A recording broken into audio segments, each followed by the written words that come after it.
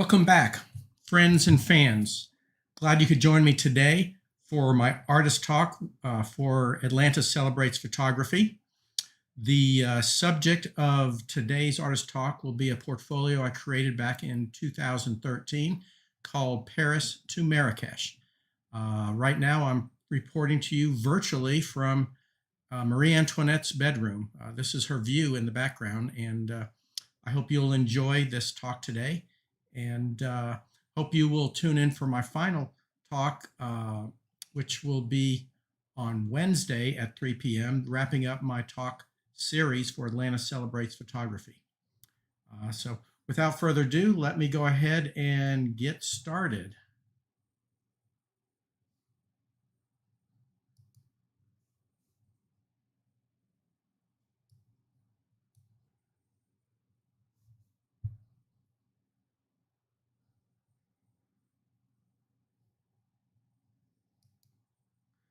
All right, here we go.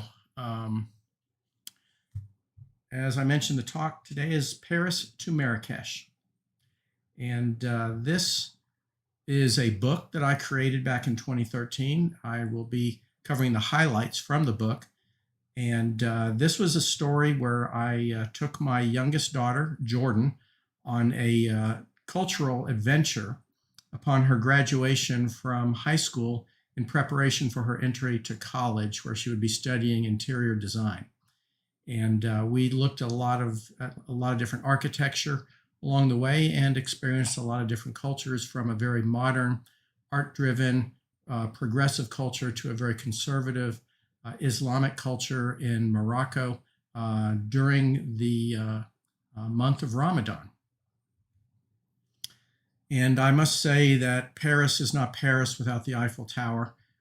To me, Paris is a city of love, and the Eiffel Tower is the trademark for Paris. This is a picture of the Seine River. They have these river boats that run up and down, and this was a beautiful day. We managed to take this picture from a bridge overlooking the central district of Paris.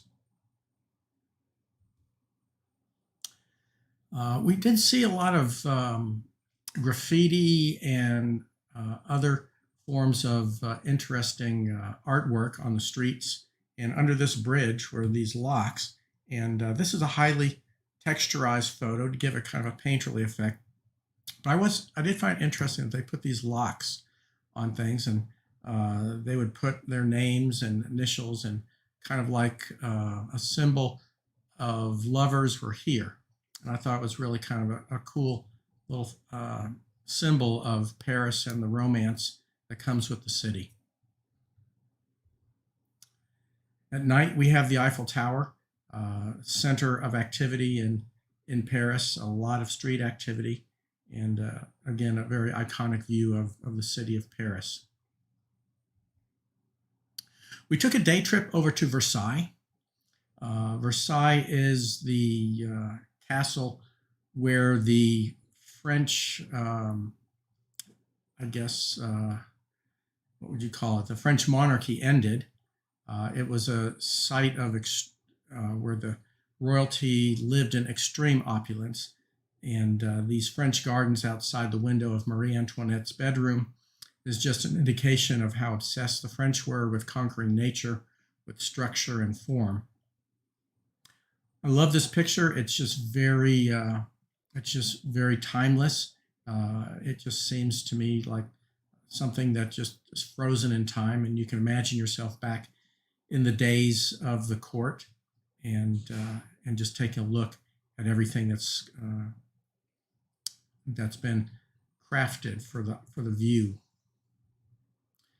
Another site in Paris is the Sacred Heart Cathedral. I'm not good at speaking French, but I believe it's pronounced, I'll try not to butcher too bad, Sacré-Cœur, and it means the Sacred Heart. It sits atop a hill with a beautiful view of the city of Paris, and it's definitely a very big drawing point in Marmont for tourists to come day and night. This is back at Versailles in the palace. We get a chance to look at a variety of different rooms that are out there. This one is the Louis Philippe family room. Louis Philippe had this large space created by combining two existing rooms. In the evening, the king and his family, who enjoyed staying at Trianon, gathered here. It was furnished in the spirit of the times with game and embroidery tables, padded chairs, and sofas upholstered in blue and patterned yellow.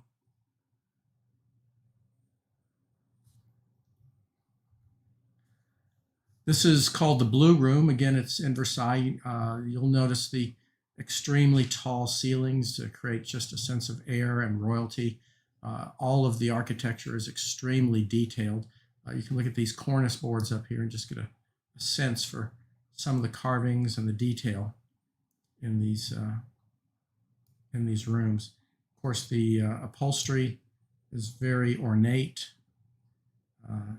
Again, this is the way the royalty lived during the monarchy years. This is also an interesting room. This is Madame Adelaide's grand chamber. After Madame de Pompadour's death, this salon was transferred to the ownership of Madame Adelaide, who transformed it into her grand cabinet. The present cornice is restored to the style it had when Madame Adelaide occupied the room. The lovely instrument belonged to Madame Adelaide, which is most likely also the case with the violin. Madame Adelaide was renowned for her excellent violin play. The two large paintings are of Madame Adelaide's elder sisters, Madame Henriette and Madame Elizabeth, both painted by Nattier. The chairs are gilded and lined with Beauvais tapestry.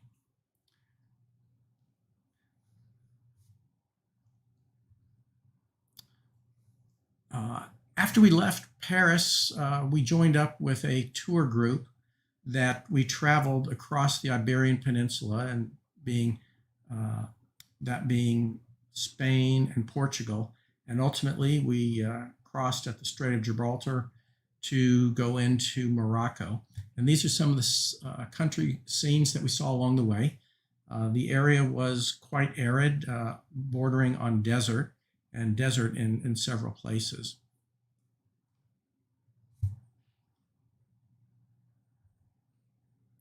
Again, some more of the countryside. Some of these beautiful large trees providing shade in the farmlands. And this is what I consider a post-industrial image. You've got the silos, which are very industrial looking, and then you have the bus stop in front. And actually, this is the train stop, where the train stops.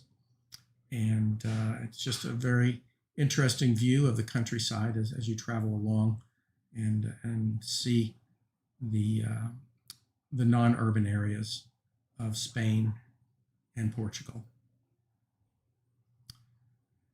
Here we're in the sausage market, and there's a lot of dried meat. This was quite a colorful place, and it was very interesting to see the way these meats are prepared for market. Here we have some graffiti on some doors. A lot of places in Barcelona especially are full of graffiti.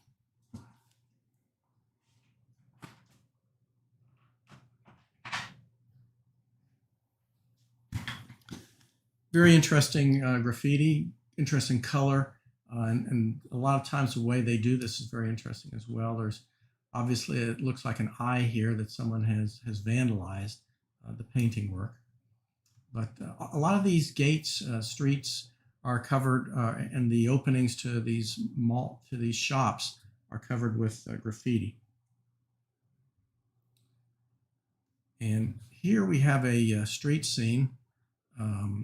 This is a cathedral. I don't particularly know the name of the cathedral, but I really like the tile work and the ground and the way it leads up as a welcoming draw into the church with this with this great, enormous architectural, very, very Gothic style to this cathedral and this ancient architecture.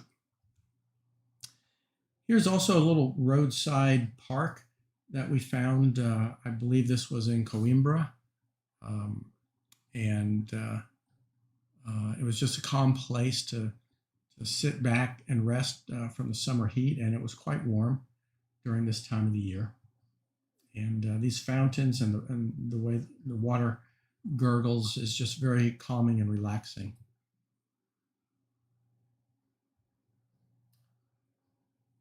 This is a street scene. The sign up there is Anno de Fe, and that means the year of faith. And certainly the Catholic Church is very prominent in all aspects of life in Europe, especially in the Iberian Peninsula.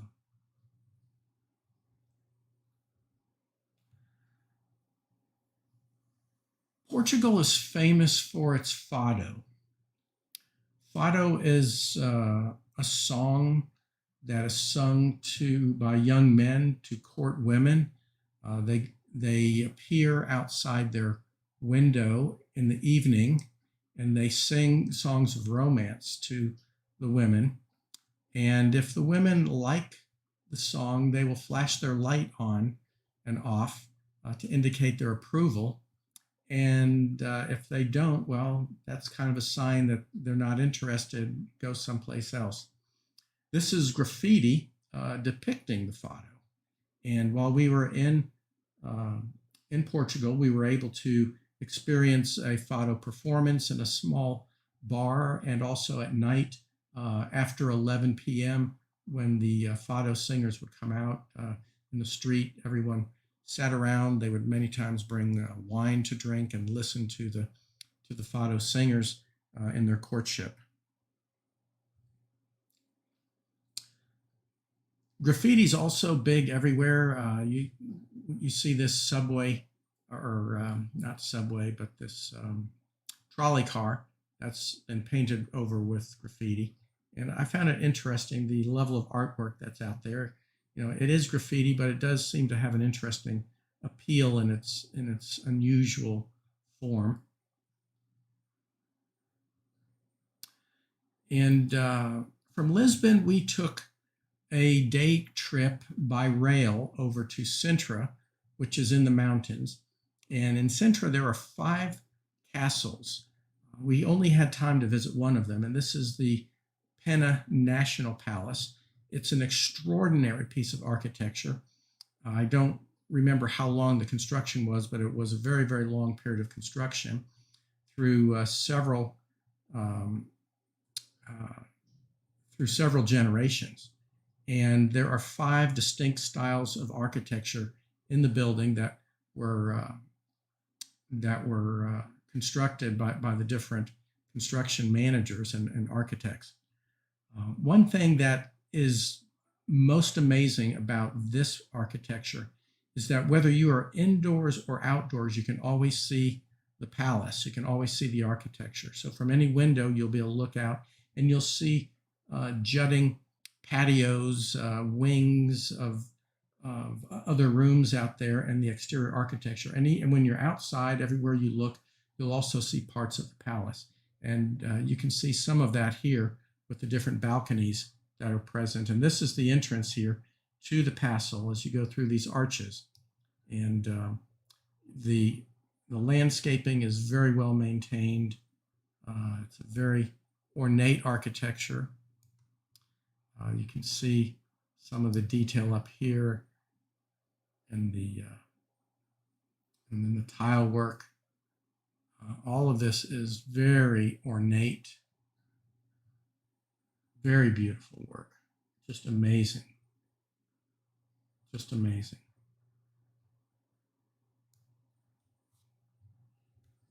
Another picture of the palace from the inside. As you can see, we're looking out, and you can still see some of the palace areas. And again, you'll see a different style of architecture up here at the top. This is This is a very different style. And then you also have some of this style here as each of these different layers were built. Very beautiful, very ornate, very unique. And it's almost like a fantasy world. I mean, you just look around and it just looks like someplace that would be in a fairy tale. Again, you have this ornate Moorish architecture here, the onion domes, the patios where people come out to mingle, and all of these ornate towers as you come in through the gates. And up top, a beautiful view. It's up in the clouds. The mist was blowing over the top of the castle while we were there. And again, you see these beautiful courtyards that were designed for people to take advantage of the outdoor weather in the cool summers that they lived out here. And then we headed on to Morocco. This is a little bit of the countryside as we were passing through the river close to sunset.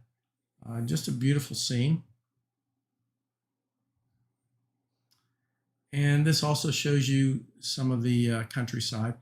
You don't really get a feel for how vast this little area is until you realize the gentleman and his livestock that are down here, how they just seem to be dwarfed in the landscape. These shrubs appear from a distance just to be small, but as you can see, they're quite large, towering over the people and the animals that are out here. Very interesting place, very rocky, again, mostly an arid environment. And then we reached the town of Chefchaouen. Chefchaouen is known as the Blue City. It was painted blue by its founders, which were the Jewish people. This city was mostly Jewish until the Islamic government came and told all the residents there that they had to either convert to Islam or leave. And they were all shown over the hill so that they could leave. But the following occupants, the Muslims that live there today, decided to keep the Blue City. And the blue is a specific type of blue. It's the blue that's used in the Israeli flag, and it's a very big symbolism of Judaism. For those of you that like my surreality collection, you may recognize this. This was the wall that I photographed and eventually turned into the work of art that I call We Are Not Alone. I saw this and it struck me as something that belonged in a Dali painting, and that was kind of the inspiration. Even in its basic form, you can see there's a certain sense of art and surreality in this, but I decided to push it farther for my surreality series. This was our tour guide through the city of Chefchaouen. He showed us around, told us the stories of the city's history, and again, throughout the city, there's this prominent blue color, and there are many mosques where the call to prayers come out. There's loudspeakers that come on and announce that it's prayer time several times a day. On the road, we came across this vegetable stand, and I really loved the way all of these goods were here being presented. And if you're not careful, you might just miss this young man that is here as the proprietor. He's almost disappears into the story of all the fruits and vegetables and hats and other things. And I just thought it was very interesting how he's here managing his produce, managing the market in this roadside stand quite a ways from anywhere. Based on the inventory he has, I imagine that people come from quite a ways to do their shopping and their groceries. Here we are in Marrakech. Marrakech is a modern city, and I was looking at this and I just noticed a sense of cruelty, the way this horse's ankles are tied together with this piece of rope so he doesn't walk away. You can tell that his legs are deformed from having this rope around his legs for so often and being forced to stand still for so many hours a day until the owner of this cart is hired, in which case he would then be freed to walk.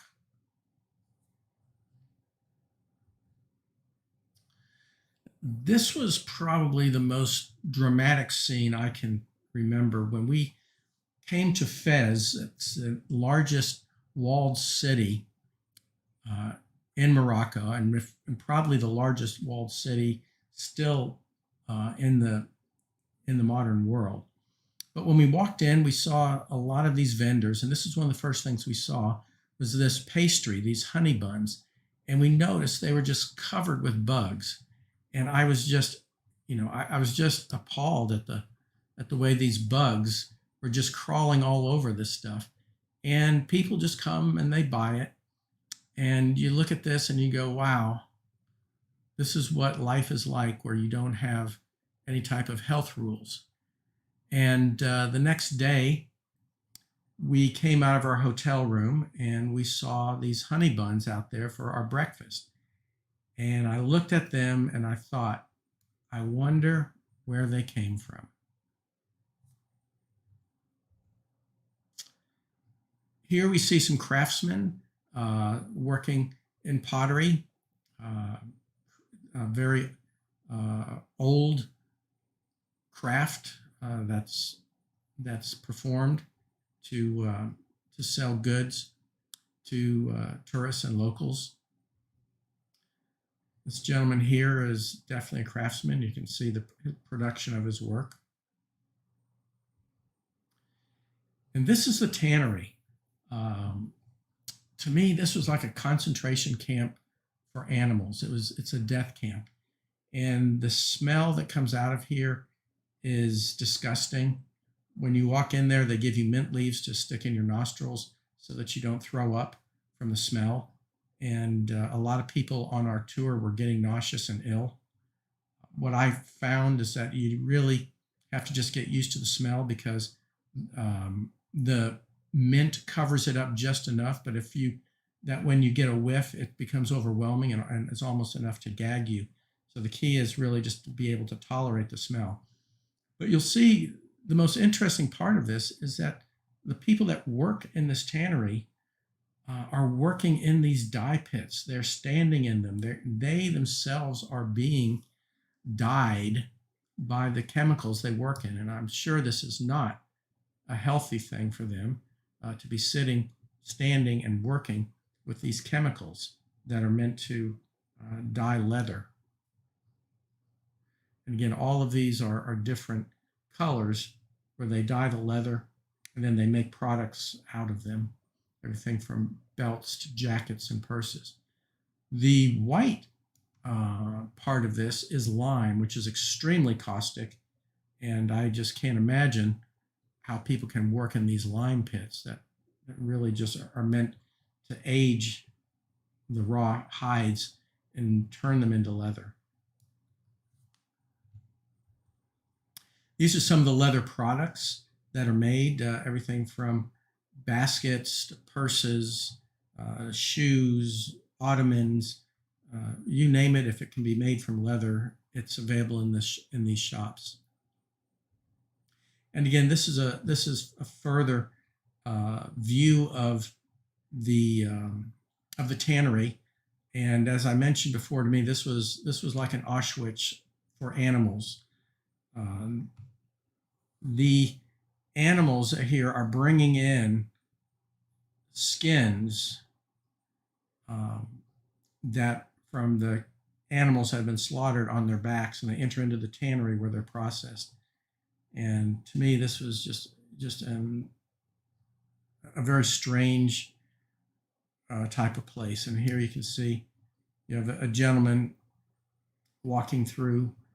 There's other gentlemen here that are inspecting the hides, making decisions on which ones to buy. And again, here working in the pits, processing. Very strange. And again, the most saddening part about this is how the animals are being used to carry in these huge piles of skins, and which smell of death.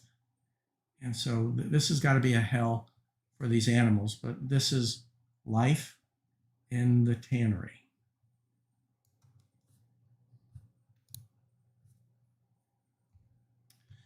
This is a panorama of Fez. We spoke a little bit earlier about Fez being the largest walled city. There's 7 gates, and we were told do not go in on your own. Go in with a guide, and go in with a certified guide, because you'll never find your way out. And if you get lost inside, it'll cost you a lot to get someone to be your guide to leave. The other thing I mentioned is make sure it's a certified guide.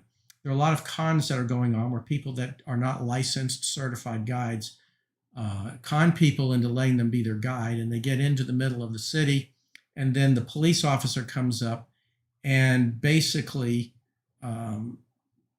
cites the unlicensed guide and tells him he can't be your guide, and then you're stuck in the middle and you have no way to get out.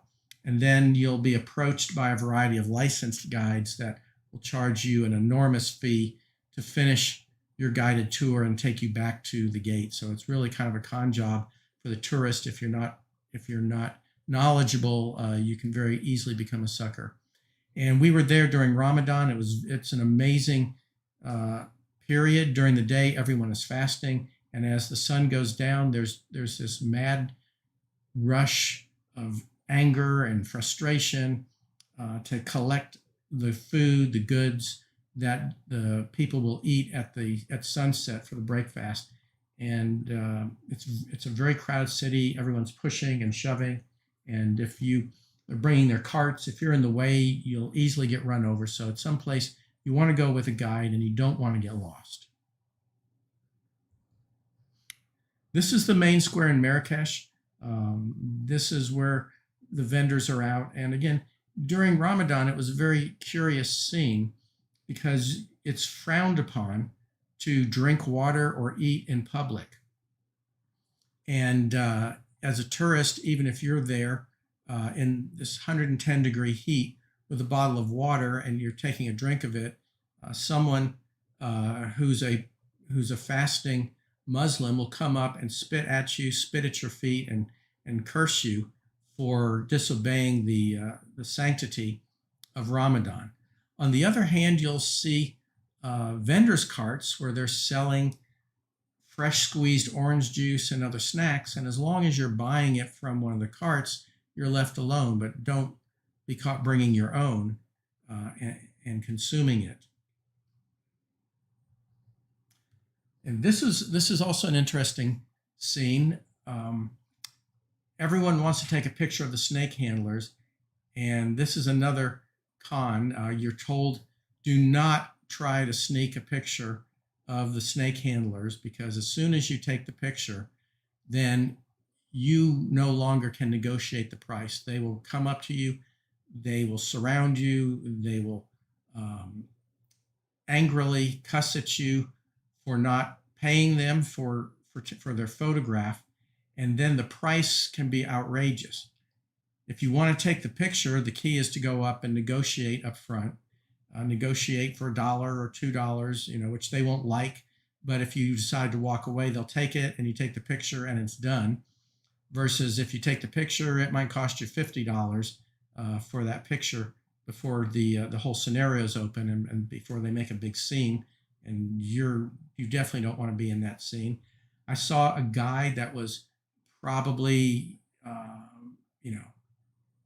almost 100 feet away with a long lens, and he took a picture of these guys, and the guy that was squatting there was in his face faster than you can imagine, and it was quite an ugly encounter. And these guys, I think I paid them $1 each to be photographed. They were not happy, and I think that that I didn't pay them more. I wasn't going to be conned. They knew I knew what I was up to, and they obviously didn't want to smile or in any way pose. They were just going to sit there and let me snap their picture. We went to a garden. This is I believe it's a national garden. A lot of specimen plants kept up, and it was a very beautiful place to take a side tour for the day. Marrakech was very hot, and there were cool places in the shade where we could cool down and be away from the public. But beautiful specimen cactuses and all types of plants. This was called the Secret Garden, and I'm trying to remember there's a clothing designer, and I just can't remember who it was that basically created this garden, and he's a very famous clothing designer, and it's a very beautiful place to kind of have a seat out of the sun during the heat of the day. This is kind of wrapping up our tours. We pop back to a modern city. This is Paris.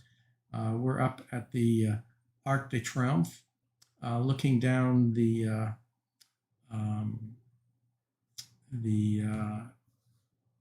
Avenue of Champs-Élysées, and all the roads in the city kind of come to this Arc of Triumph, and the Champs-Élysées is one of the most famous shopping districts, and everyone here was out shopping. It was a beautiful day, and kind of our return to Western civilization before we hopped our plane and went back home.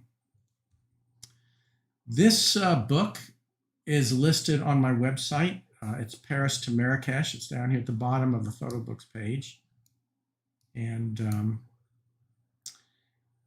it is not currently available for sale on my website. I have 2 more copies. If you'd like a copy of this book, it does come with a signed print of the window view from Marie Antoinette's bedroom of the French Gardens. And I have 2 of those left that are signed and serialized. So be sure to contact me if you would like to have this book and see the rest of the images from this collection. It's a really beautiful collection of art and a transition from modern Western culture to a very conservative Islamic culture. Though on the scale of conservatism for Islamic cultures, Morocco is considered to be a more progressive culture than some of the other countries in the Middle East. But it is still a Muslim country, and most of its inhabitants practice Islam and just to a lesser extent of conservatism. I appreciate everyone joining me today for my tour of Paris to Marrakech and back. I have one more artist talk during Atlanta Celebrates Photography, and that artist talk will take you through a guided tour of my website and show you where to find all of the different portfolios that I've presented. You can also go back to my YouTube channel at any time and see the archives of these talks. And since I have finally mastered the technology of how to do a broadcast, I will probably do more of these and share with you, though not quite as frequently, other portfolios and photography work, and maybe even some technical tips as well.